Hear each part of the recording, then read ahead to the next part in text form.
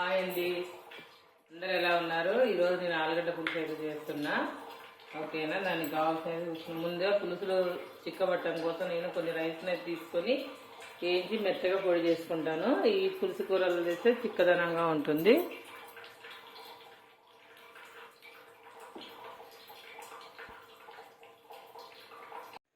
ముందుగా stove on చేసి ఇప్పుడు ఒక కడాయి పెట్టుకొని ఒక గ్లాస్ రైస్ అయితే పోస్తున్నా అండి. దీన్ని ఎర్రగా వేయించుకోవాలి. వేయించుకోకుండా పచ్చిపిండి వేస్తే అండి స్మెల్ బాగోదు, పచ్చి వాసన బియ్య పిండి వేసుకున్నట్లనే ఉంటుంది.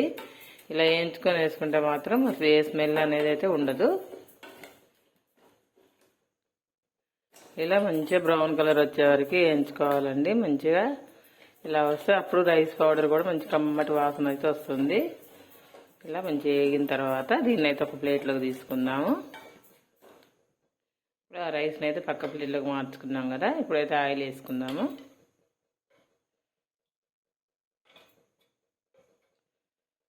మూడు పావులు అయితే వేసే ఆయిల్ కొంచెం వేడెక్కాలి. ఇప్పుడైతే ఉల్లిగడ్డ ముక్కలు, కొద్దిగా సాల్ట్ వేద్దాం ఉల్లిగడ్డలు అయితే వేయటానికి. ఇలా పెద్ద పెద్ద ముక్కలు వేసుకోవాలి, పులుసు కూర కదండి.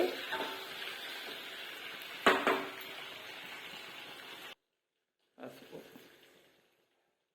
ఇప్పుడైతే పసుపు వేసాం కదా, కొద్దిగా పచ్చివాసన పోవాలి. ఇలా ఇప్పుడు ఉల్లిగడ్డలు వేగాయి. బాగా వేగనివ్వాల్సిన అవసరం లేదండి, ఎందుకంటే ఆలుగడ్డ ముక్కలు అవి కొద్దిగా అయితే సరిపోతుంది. ఇప్పుడు ఆలుగడ్డ ముక్కలు అయితే వేసుకుందాము.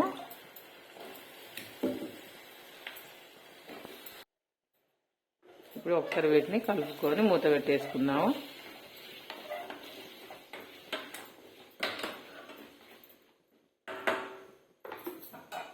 మూత పెట్టి మగ్గనిచ్చుకుందాం.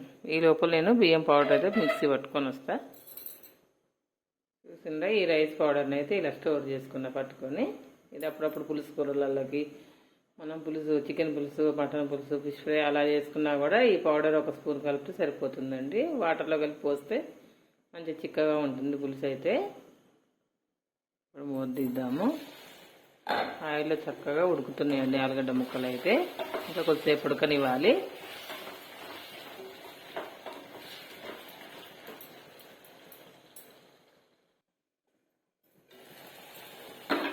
ముక్కలు అయితే 50% మగ్గిపోయినట్టే.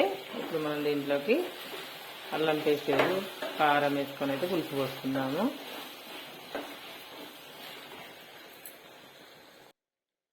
అల్లం వెల్లుల్లి పేస్టు,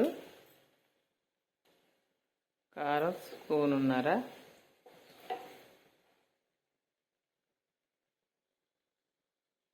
ఇప్పుడు ఒకసారి ముక్కలకి కారం పట్టే విధంగా కలుపుకుందాము.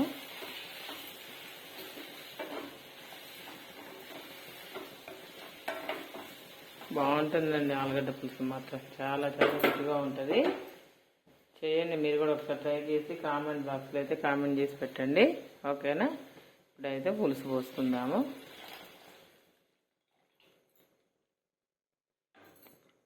సరే, అంత ఇట్లా కలుపుకొని మూత పెట్టుకుందాము. మరిగేటప్పుడు మాత్రం మనం చేసుకున్న పౌడర్లు అయితే వేసుకున్నాము.